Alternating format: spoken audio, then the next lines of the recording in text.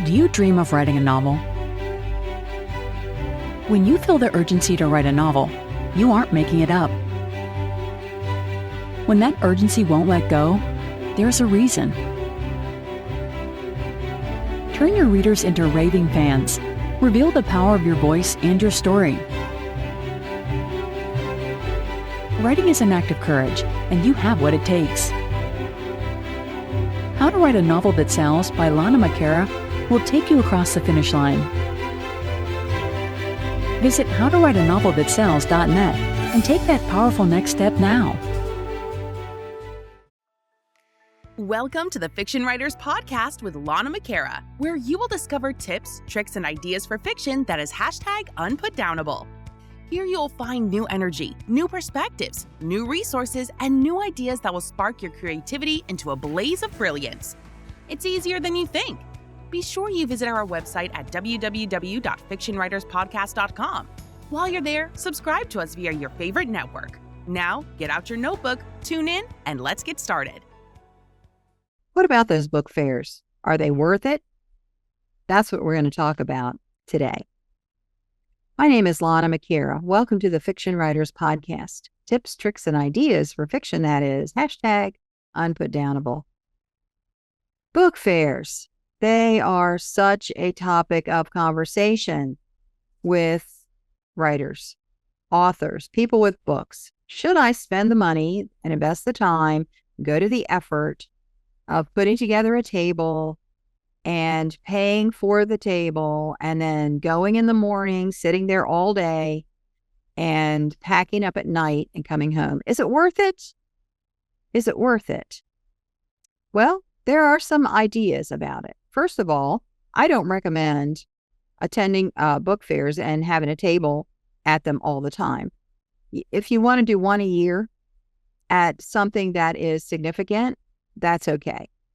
But what I found as I've been doing book fairs for the last year or so is that readers don't come to book fairs. Authors come to book fairs. Sometimes publishers might come to book fairs, not very often, or agents. People in the book industry come to book fairs. Readers, not so much. And that has been the experience that I've seen, not in one place, but in many places. Readers just don't come to book fairs. So should you go?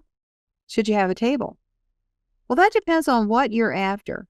Are you looking to get on podcasts? Are you looking for collaborations?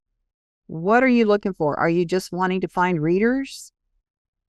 Are you looking to get more information about how people are selling books, what they're doing? Well, if you're more interested in getting information about the book world and making those connections, then I would suggest not getting a table. Just go to the book fair, attend it, walk around and talk to people. Talk to people. Get interested in what they're doing, especially people who are in the same genre, the same topic, same kind of book as you have. Super important. But talk to everyone. Sometimes there might be a historical novelist there who's got some really great stuff going on. Talk to them. Even if you don't write historicals, it doesn't matter. We can still share ideas. Sometimes those book authors will also have a podcast. And if they have a podcast, find out what they're looking for a guest. You have a prime opportunity because you're there in person. You're actually talking to them face to face. That's amazing. You've got a front row seat right now. You have their attention. And be sure you take business cards with you. And you can write something, a note on the back of it, and hand it to them so they will remember you. And here's a little tip for you. Always put your picture on your business card. If you don't have a picture, they're not going to remember which one is you. But if you have your picture on there, they'll look at the picture and go, oh yeah, I remember that person. Flip it over and see the word podcast. They're like, oh yeah, this person could be on my podcast. I'm going to put it over here in this stack for the podcast. So keep your picture on your business card and then walk around. Be friendly. Be curious. Pick up their material, look at their back covers, look at what kind of display items they have with them. Find out if they're multi-published. Is this their first book or their 17th book? Pay attention and be genuinely interested. You're going there to give, not just take. Find out how you can help them. And then another thing you can do is to ask them if they belong to any writers groups, especially if you're in the local area where you live. You can learn about writers groups, collaborative groups, book clubs, so many things if you just ask the right questions. So get together your 3 to 5 questions and work the room. Work the room. This is a career. If you were in business with, say you had a plumbing company and there was a business event where there was a lot of construction people were at the event, you would be working the room. You would be handing out your card and say, oh yeah, I have a plumbing company. I'm over here in this sector of the town. We handle this, this, and this. And you would be putting out your business card everywhere. Well, you're in business too. You're in business too. As an author, if you want to sell books, you have to think of yourself as a business. And you're there to make connections because you have people you could introduce them to as well. You could share connections. It's a give and take process. You're taking their card, you're handing your card to them, and you're finding out where can we help each other. And then you follow through.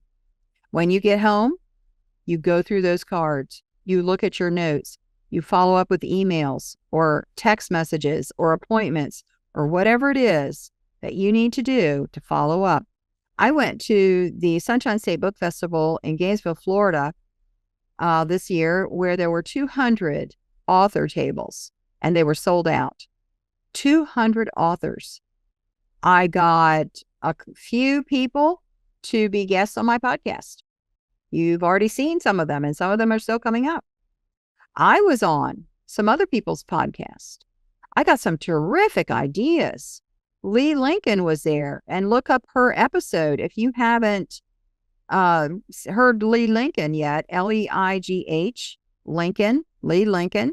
She's got wonderful ideas about marketing and connecting with her readers. I talked to her for at least 20 minutes, standing at her table. What a wealth of information. Lee Lincoln changed my perspective on readers and reader relationships with the author. And it was all because I walked into that book fair and she was there. She said, I very rarely do book fairs, but this time I felt like I needed to come. And we had that talk, which was absolutely amazing. Those are the kind of miracles that happen when you're open and you go in to help, not just to take, but also to give. And I haven't been mentioning this up to now, but I want to I want to remember too, because I'm so interested in sharing my information that I forget. And that is, please subscribe to the podcast. Please subscribe on whatever platform you're listening to, and also leave a review. We now are approaching 100 episodes, and those reviews help tremendously in getting us in the algorithm for more eyes. So please, it's just a few words. If you leave a 5-word review, you can change the trajectory and the success of this podcast. So I hope you will do that. Take 5 minutes to do that. I hope that helped you today. My name is Lana McAra. See you next time. Thank you for tuning into the Fiction Writers Podcast with Lana McAra, where we share tips, tricks, and ideas for fiction that is #unputdownable. Remember to visit our website at www.fictionwriterspodcast.com and enjoy even more great episodes like this one.